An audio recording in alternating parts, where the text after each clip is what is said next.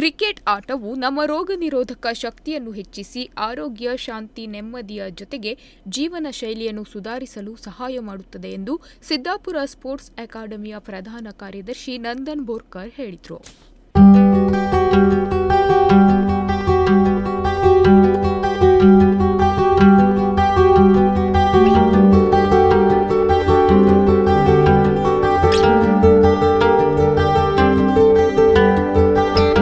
ಸಿದ್ದಾಪುರದ ತಾಲೂಕಾ ಕ್ರೀಡಾಂಗಣದಲ್ಲಿ Siddapura sports club ಹಾಗೂ dolphin cricket club ಸಂಯುಕ್ತಾಶ್ರಯದಲ್ಲಿ ಬೇಸಿಗೆ ಕ್ರಿಕೆಟ್ ಮುಕ್ತಾಯ ಸಮಾರಂಭದಲ್ಲಿ ಮುಖ್ಯ ಅತಿಥಿಗಳಾಗಿ ಮಾತನಾಡಿದರು.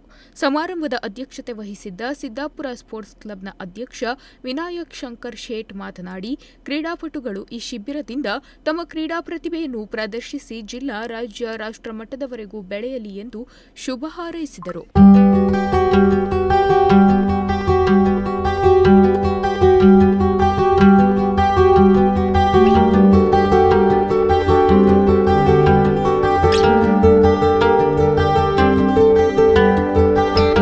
ಸಿದ್ದಾಪುರ ಡಾಲ್ಫಿನ್ ಕ್ರಿಕೆಟ್ ಕ್ಲಬ್ನ ಅಧ್ಯಕ್ಷ ಹಾಗೂ ತರಬೇತುದಾರ ಡೊಮಿನಿಕ್ ಫರ್ನಾಂಡಿಸ್ ಪ್ರಾಸ್ತಾವಿಕ ಮಾತನಾಡಿ, ಈಗಾಗಲೇ 1 ತಿಂಗಳ ತರಬೇತಿ ಶಿಬಿರ ನೀಡಿದ್ದು, ಇನ್ನು ಮುಂದೆಯೂ ಕೂಡ ಕ್ರಿಕೆಟ್ ಆಟದ ತರಬೇತಿಯನ್ನು ಮುಂದುವರೆಸಲಾಗುವುದು ಹಾಗೂ ದೈಹಿಕ ವ್ಯಾಯಾಮ ತರಬೇತಿಯನ್ನು ನೀಡಲಾಗುವುದು ಎಂದು ಈ ಶಿಬಿರದಲ್ಲಿ 21 ವಿದ್ಯಾರ್ಥಿಗಳಿಗೆ ಪ್ರಶಸ್ತಿ ಪತ್ರ ನೀಡಿ ಅಭಿನಂದಿಸಲಾಯಿತು. ಕರ್ನಾಟಕ ರಾಜ್ಯ ಕ್ರಿಕೆಟ್ ಅಸೋಸಿಯೇಷನ್ನ ಆಯೋಜಿಸಿದ್ದ 19 ವರ್ಷದೊಳಗಿನ ಜಿಲ್ಲಾ ಝೋನಲ್ ಆಯ್ಕೆ ಪ್ರಕ್ರಿಯೆಯಲ್ಲಿ ಸಿದ್ದಾಪುರ ಡಾಲ್ಫಿನ್ ಕ್ರಿಕೆಟ್ ಕ್ಲಬ್ನಲ್ಲಿ ತರಬೇತಿ ಪಡೆದ ಧನುಷ್ ರಘುವೀರ್ ನಾಯ್ಕ್ ಆಯ್ಕೆಯಾಗಿದ್ದು, ಇವರನ್ನು ಸಿದ್ದಾಪುರ ಸ್ಪೋರ್ಟ್ಸ್ ಕ್ಲಬ್ ವತಿಯಿಂದ ಅಭಿನಂದಿಸಲಾಯಿತು.